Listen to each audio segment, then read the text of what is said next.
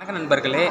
இன்றைக்கி நான் இருக்கிற இடம் வந்து பார்த்திங்கன்னா சிதம்பரம் நடராஜர் கோவில் இருக்கேன். இங்கே வந்து பார்த்திங்கன்னா கிழக்கு கோபுரத்தில் வந்து பார்த்திங்கன்னா மொத்தம் 3 கல்வெட்டுகள் இருக்குது. அதில் வந்து கல்வெட்டு பாடல்கள், அது வந்து அந்த காலத்தில் வந்து பாடல்களாக வந்து ஏற்றிருக்காங்க. அதில் வந்து ஒரு கல்வெட்டு இது இங்கே இங்கே ஆரம்பித்து இது வரைக்கும் முடியுது, இந்த இடம் வரைக்கும் முடியுது. இது வந்து பார்த்திங்கன்னா வந்து யாரோ ஒரு பேர் வந்து பார்த்திங்கன்னா சோழகுலவள்ளி, இந்த இடத்துல இருக்கு சோழகுலவள்ளி, அதுதான் அந்த பெண்ணுடைய பெயர். அந்த சோழகுலவள்ளிங்கிறவங்க வந்து இந்த கோவில் இறைவனுக்கு வந்து அந்த காலத்தில் தான தர்மங்கள் கொடுத்துருக்காங்க. அந்த தான தர்மம் கொடுத்த எந்த மன்னர்னு இதை கொடுக்கல, எந்த மன்னர் காலத்தில் இது ஏற்றப்பட்ட கல்வெட்டுங்கிறது தெரியல. ஆனால் எந்த வருஷத்தில் ஏற்றப்பட்டிருக்கு, எந்த நாளில் ஏற்றப்பட்டிருக்கு, எந்த மாதத்தில் ஏற்றப்பட்டிருக்குங்கிறது தெள்ள தெளிவாக கொடுத்துருக்காங்க. எப்படி கொடுத்துருக்காங்கன்னா ஓதும் சகர யாண்டுன்னு கொடுத்துருக்காங்க. சகரம்ங்கும் போது இது சகர வருடம்னு சொல்லுவாங்க. அது உண்டான கணக்கீடு எனக்கு சரியாக தெரியல. ஆனால் இந்த இடத்துல வந்து பார்த்திங்கன்னா ஓரோரு பெத்தெட்டின் அப்படின்னு கொடுத்துருக்காங்க. ஓரோரு 28 அப்படிங்கிறது என்னென்னா, ஓரிரு அப்படின்னா ஒன்றுங்கிறதே 1 28ங்கும் போது 28, அப்போ 1128வது வருஷம். அதாவது சகரத்தில் நம்முடைய கணக்கீட்டில் உள்ள வருஷம் என்னங்கிறது எனக்கு சரியாக தெரில. ஓரோரு 28 ஆதி மூலத்தனில்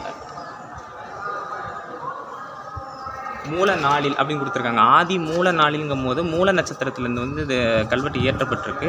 இன்னொன்று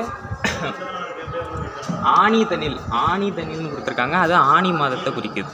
ஸோ இது வந்து இந்த கல்வெட்டு வந்து எப்போ ஏற்றப்பட்டிருக்குங்கிற விவரத்தை குறிக்குது. இதுக்கப்புறம் வந்து யார் இந்த கோவிலுக்கு என்ன செஞ்சாங்கங்கிறத குறித்திருக்காங்க.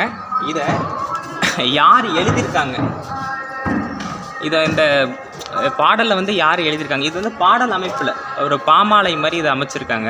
ஏன் இப்படி சொல்கிறேன் அப்படின்னா, இதில் வந்து பார்த்திங்கன்னா இந்த கண்ணும் கழுமலமும் இந்த மாதிரியான வார்த்தைகள் வந்து நிறைய இடங்களில் வருது.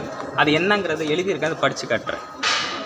ஓதும் சகர ஆண்டு ஓரோரு 28 மேல்ங்கும் பொழுது வந்து பார்த்திங்கன்னா அந்த 1128 தாண்டி ஒரு வருடம் இருந்திருக்கு போல்.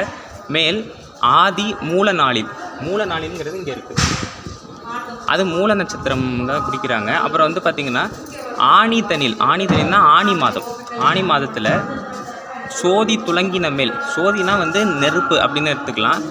அந்த துலங்கின மேல் சோழகுலவள்ளி கலங்கமர வைத்தாள் அப்படிங்கிறதான் இந்த கோவிலுக்கு வந்து தானம் கொடுக்கக்கூடிய அந்த பெண் பேர் வந்து பார்த்திங்கன்னா சோழகுலவள்ளி.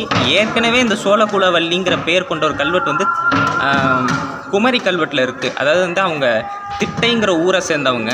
அந்த சோழகுலவள்ளிங்கிற பேர் இங்கேயும் இருக்குது. ஒருவேளை சோழகுலவள்ளிங்கிறது ஒரு பட்டப்பெயராக கூட இருந்திருக்கலாம். அந்த காலத்தில் பெண்கள் கொண்ட ஒரு பட்டப்பெயர்களாக இருந்திருக்கலாம். இந்த 1128ங்கிற வருஷத்தை வைத்து பார்க்கும்பொழுது இது ஏறக்குறைய ஒரு 800 வருஷத்துக்கு முன்னாடி உள்ள கல்வெட்டுகளாக இருந்திருக்கலாம்.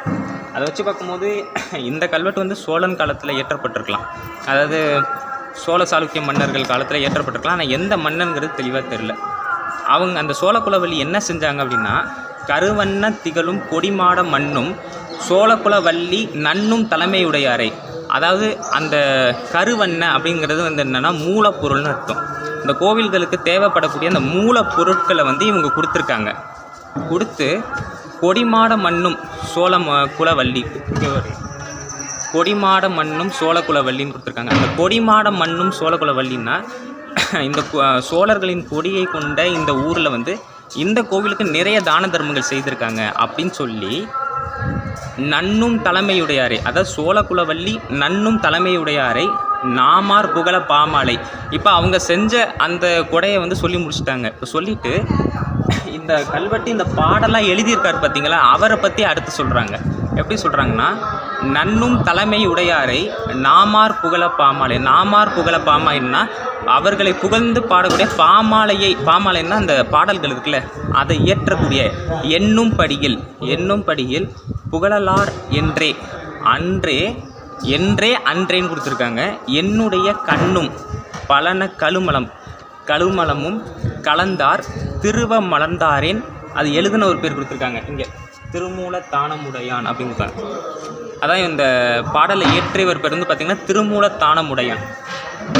இந்த கல்வெட்டு என்ன குறிக்குது அப்படின்னா, அந்த காலத்தில் வந்து பாடல் கல்வெட்டு எழுதும் பொழுது யார் எழுதுனாங்கங்கிறது, அதை பாடலில் யாரை ஏற்றுனாங்கிறது கடைசியில் வரும். யார் வந்து செய்தாங்கங்கிறது இங்கே வந்துடும். அந்த முதல் இதில் வந்து எந்த நாளில் இயற்றப்பட்டிருக்குங்கிறது வந்துடும். ஆனால் எந்த மன்னன்கிறது நமக்கு தெரியாது. அது வந்து எப்படி தெரியும் அப்படின்னா, இந்த பாடலில் இடையில எங்கேயாவது ஒரு இடத்துல வந்து கோப்பரஞ்சிங்கன் இந்த மாதிரி வார்த்தைகள் வரும். அந்த கல்வெட்டில் இருக்குது.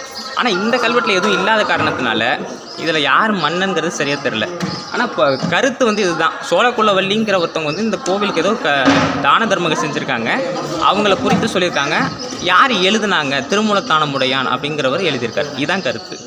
அடுத்த பாடல் வந்து படித்து நான் சொல்கிறேன். அது வரைக்கும்